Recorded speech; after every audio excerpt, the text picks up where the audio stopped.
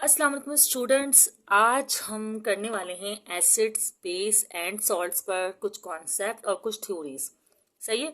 वैसे तो ये बेसिकली 9 क्लास या फर्स्ट ईयर से बिलोंग करता है ये टॉपिक।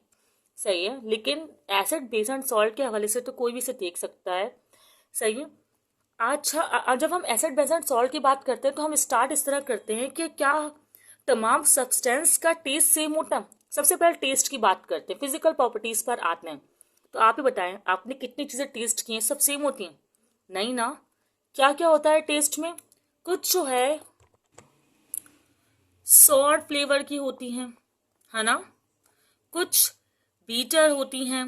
सॉर मीन आप जानते हैं कि खट्टा, बीटर मीन कड़वी होती हैं, जैसे मेडिसिन, आई हेट मेडिसिन। और कुछ स्वीट होती हैं, स्वीट एंड यमी, है ना। विद सॉर भी मुझे अच्छी लगती हैं। ठीक है। तो डिफरेंट डिफरेंट वो होते हैं, टेस्ट होते हैं। इन्हें टेस्ट के बेस पर, इनके अलग अलग, इनके टेस्ट के बेस पर नहीं, लेकिन एसिड और बेस एंड सॉल्ट्स के भी डिफरेंट टेस्ट होते हैं।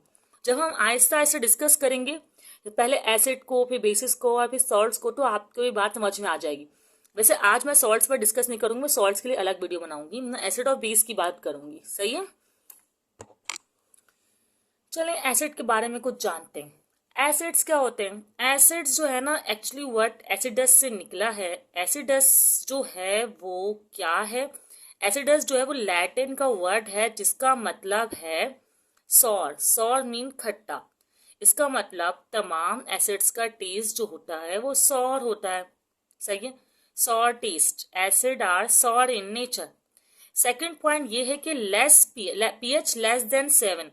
अच्छा, पीएच क्या होती है मैं नेक्स्ट वीडियो में आपको जो है ये बता दूंगी, अभी नहीं डिस्कस कर रही क्योंकि अभी मेन टॉपिक से हट जाएंगे फिर हम। पीएच जो है एसिड की लेस देन 7 होती है। अच्छा, पीएच स्केल बता देती हूँ। पीएच स्केल जो होता है वो होता है 1 to 14। ठीक है। इस तरह लेस देन 7 हो रही है।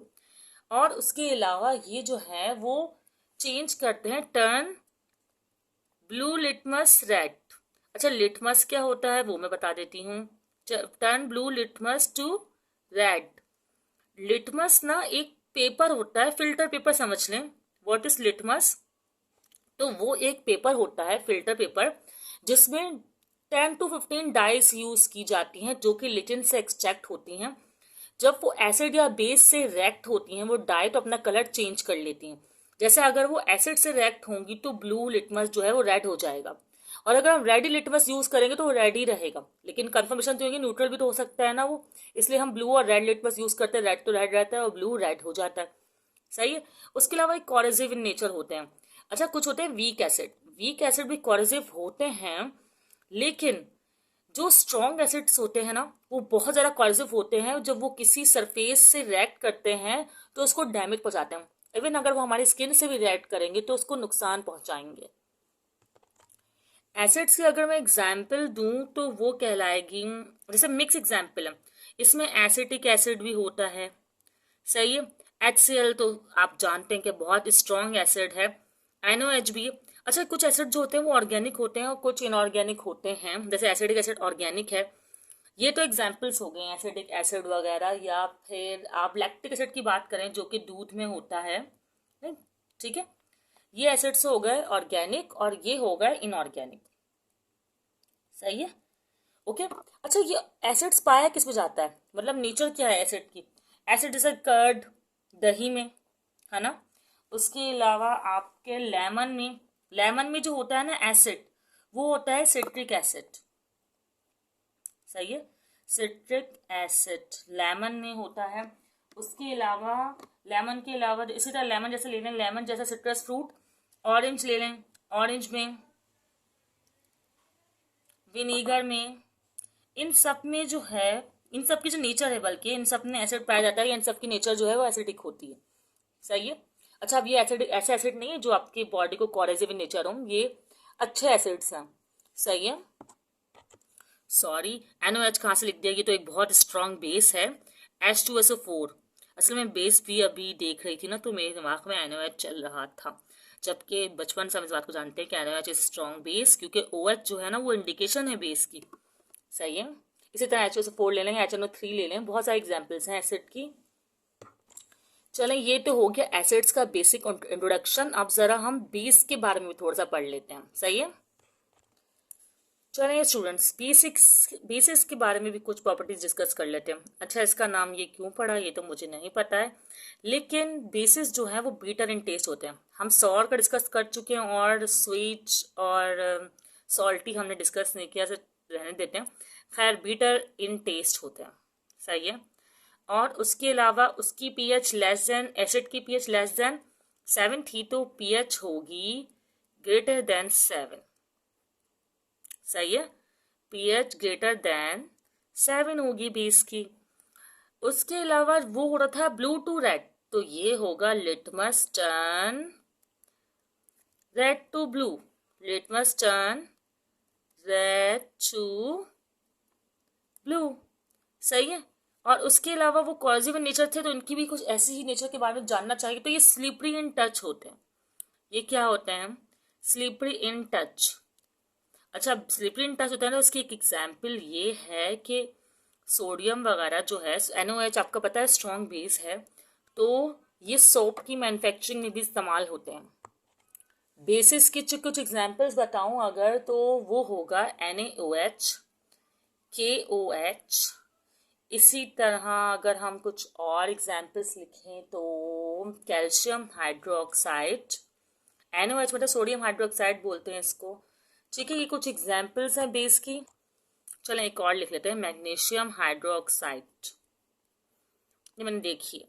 अच्छा, बेसिस जैसे हमने एसिड में जिक्र किया था कि एसिड किस किस में पाए जाते हैं, तो बेसिस के लिए भी हमें कुछ ऐसा ही होना चाहिए कि बेसिस किस किस में पाए जाते हैं।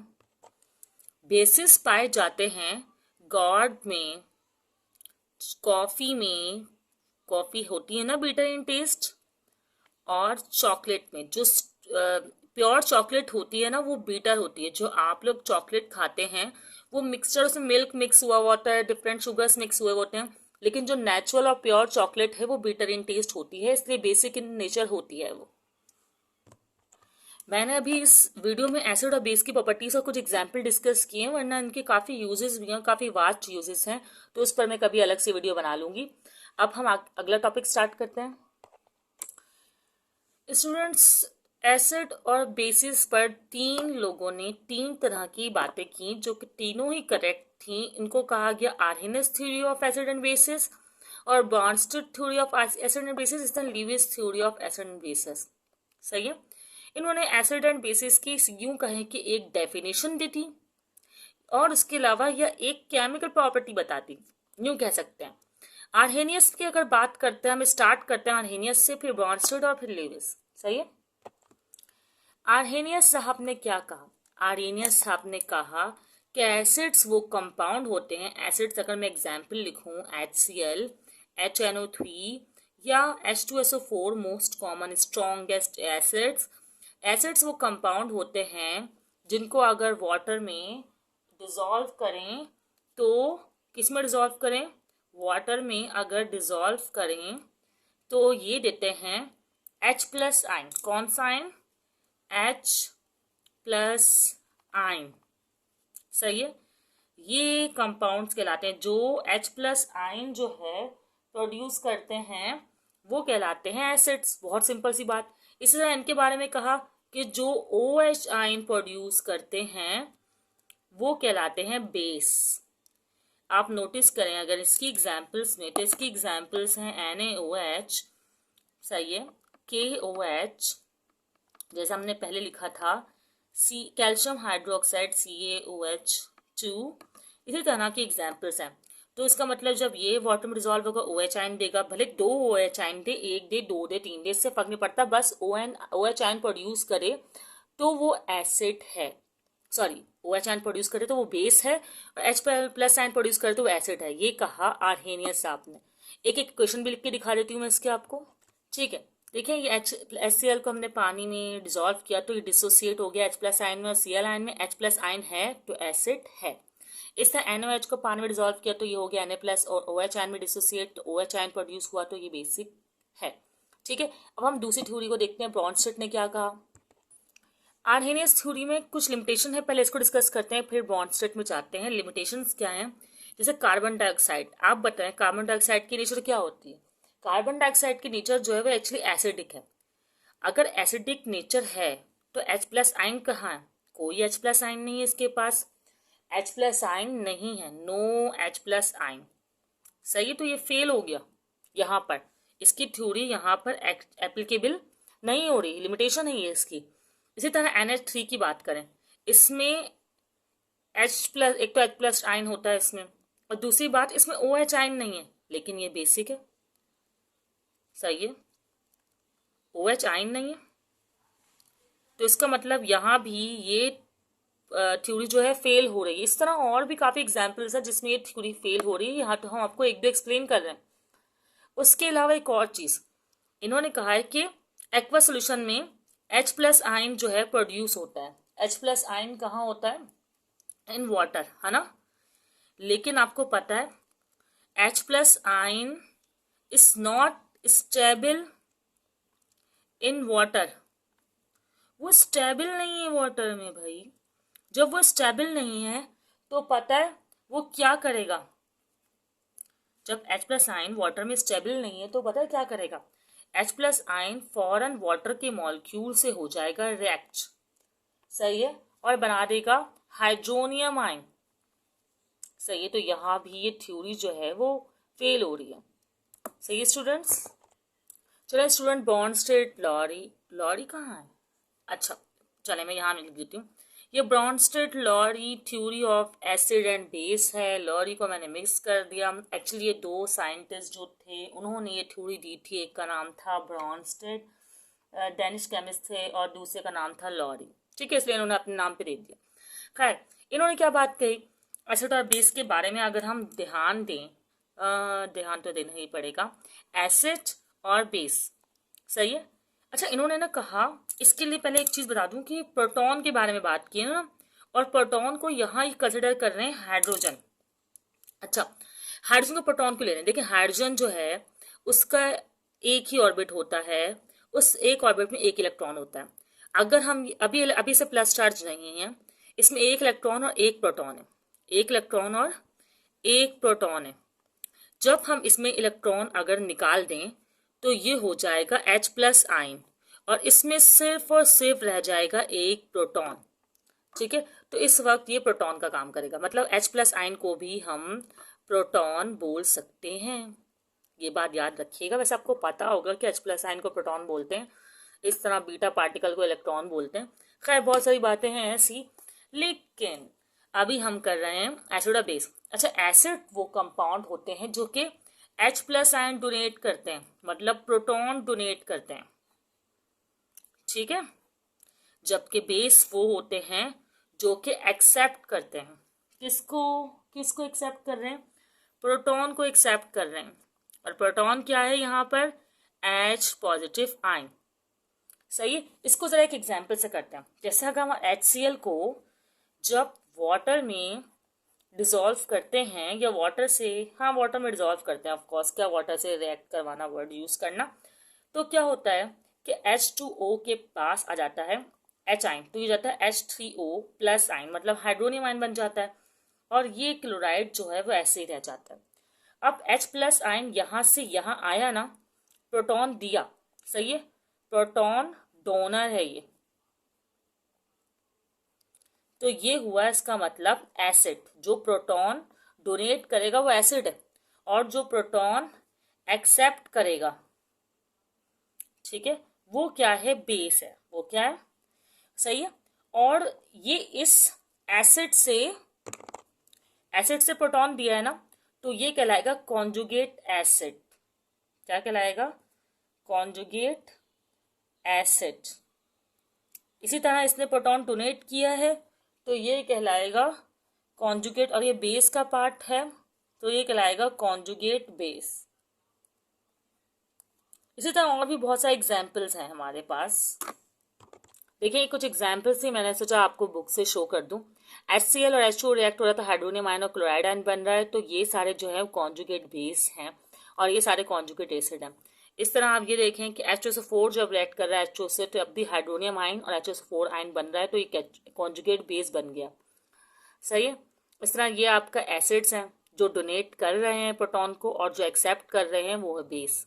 यहाँ ज़्यादातर वाटर ही दिखाया जा रहा है। एक जगह से एनाइड आया और NH3 आया, क्योंकि NH3 भी एक बेस्ट प्रोटॉन एक्सेप्टर है और हाइड्रोन बना देता है ये ammonium ion.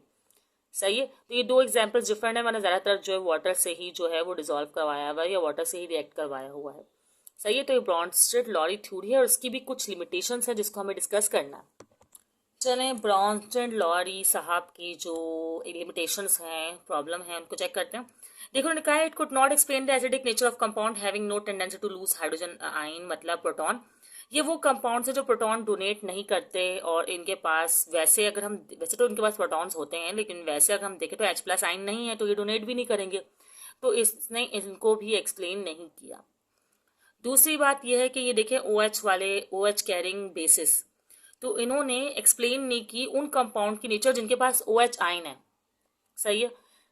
H+ ion acceptor नहीं है ये, मतलब इन्होंने NOH को जैसे KOH को, इनके पास OH आयन है और इनकी भी बेसिक नेचर है, इसके बारे में कोई भी एक्सप्लेनेशन अपनी थ्योरी में शामिल नहीं की। तो ये दो लिमिटेशन हो गई ब्रॉन्स्टेड-लॉरी कॉन्सेप्ट की और Brønsted-lorry theory of acid and basis की। According to Lewis theory of acid and bases, acids are those compound,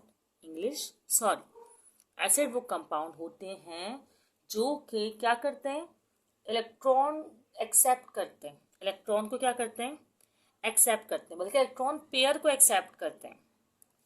सही है। इलेक्ट्रॉन पेयर एक्सेप्टर और bases are electron pair donor. ठीक है, ये इन्होंने कहा। अब इलेक्ट्रॉन पेयर एक्सेप्ट और डोनेट कैसे करते हैं ये मैं आपको समझाऊंगी। बुक में एग्जाम्पल कुछ इस तरह दी हुई है कि एक हाइड्रोजन आयन है जो कि रिएक्ट कर रहा है ऑक्सीजन से और कोऑर्डिनेट कोवलेंट बॉन्ड बना रहा है। बताती हूँ क्यों। देखिए ऑक्सीजन के पास इसका जो एटॉमिक नंबर होता है वो होता है 6। इसका मतलब ऑक्सीजन के अगर ऑर्बिट को फिल करूँ, ये है न्यूक्लियस। पहले ऑर्बिट में हमेशा 2 इलेक्ट्रॉन आते हैं, याद रखिएगा। फर्स्ट ऑर्बिट के ऑक्टा में 2 आते हैं और सेकेंड ऑर्बिट को कंप्लीट होने के लिए रिक्वायरमेंट होती है 8 इलेक्ट्रॉन्स की, लेकिन 6 है ना, 2 तो यहाँ आ गए, तो इसका मतलब 4 यहाँ यूज हुए होंगे। अब कितने यूज हुए होंगे, सॉरी एटॉमिक नंबर 6 नहीं होता, ऑक्सीजन का एटॉमिक नंबर होता है 8 होता है 8। 2 यहाँ है तो 6 यहाँ होंगे। अच्छा मुझे कैसे याद आया कि 6 है, देखिए 2 तो लॉन पेयर है और 2 ये बॉन्ड बना रहे, तो 6 हो गए ना। सही है, 6 होते हैं, या दोनों को 7 बना दें, इससे कोई फर्क नहीं पड़ता, साथ साथ रखें तो ज़्यादा अच्छी बात है। 6 होते हैं। अच्छा अब क्या हो रहा है, ये 2 तो हाइड्रोजन बॉन्ड बनाने में यूज हो रहे हैं और ये 2 लॉन पेयर फ्री हैं। 2 लॉन पेयर क्या है, फ्री हैं। तो क्या कर रहा है, ये इसको लॉन पेयर डोनेट कर रहा है, ये इसको लॉन पेयर डोनेट कर रहा है ना, तो ये हुआ हमारे पास लेविस बेस।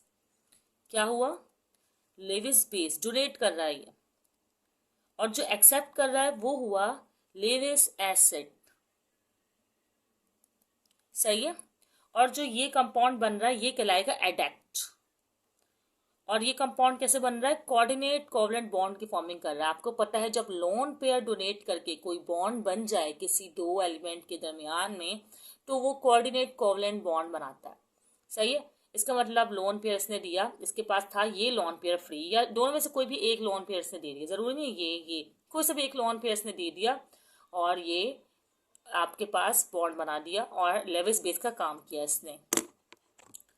अगर आप बुक को देखें तो बुक में आपको एक और एग्जाम्पल मिल रही है, तो आप उसको भी चेकआउट कर लीजिएगा। ये भी आपको प्रोटॉन डोनेट करता हुआ, प्रोटॉन, अरे नहीं, हम तो एसिड बेस लेविस पढ़ रहे हैं, तो इलेक्ट्रॉन पेयर डोनेट करता हुआ नजर आ रहा है। अच्छा मुझे जो आपको डिस्कस करना था वो डिस्कस करना था limitation of Lewis acid and base concept.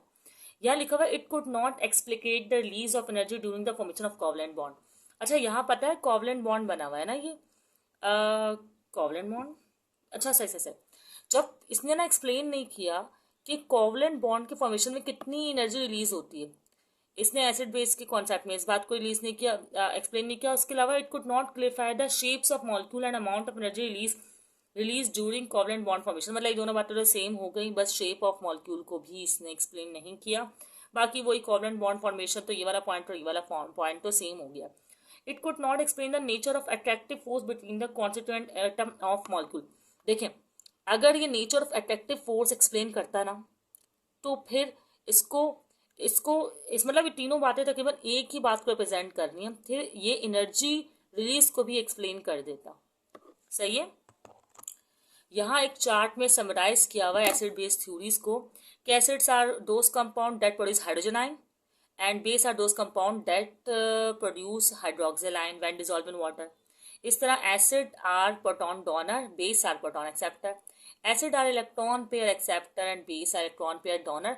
और कुछ कुछ एग्जाम्पल्स भी दी हुई हैं। इस वाले जो थ्योरी को फॉलो कर रहे हैं वो है HCl NOH और भी बहुत सारे कंपाउंड्स हैं। इस थ्योरी को जो फॉलो कर रहे हैं वो NH3H2 फॉलो कर रहे हैं। इस थ्योरी को BF3 NH3 और भी बहुत सारे कंपाउंड्स जो है वो फॉलो कर रहे हैं। ठीक है स्टूडेंट्स, इस वीडियो में हमने एसिड और बेस की बेसिक प्रॉपर्टीज और तीनों थ्योरी को बेसिक इन्फॉर्मेशन जो है वो पढ़ ली है हमने, कि तीनों थ्योरी ने क्या क्या कहा और उसकी क्या क्या लिमिटेशन है, इस वीडियो में हमने कवर कर लिया। ठीक है स्टूडेंट्स, नेक्स्ट वीडियो में हम pH और POH पर बात करेंगे और न्यूमेरिकल्स करेंगे। और बस अभी तो उतना ही, और भी केमिस्ट्री के टॉपिक्स को जो है मैं वीडियो बनाती रहूँगी। ठीक है, अपना ख्याल रखिएगा। अल्लाह हाफिज़ स्टूडेंट्स।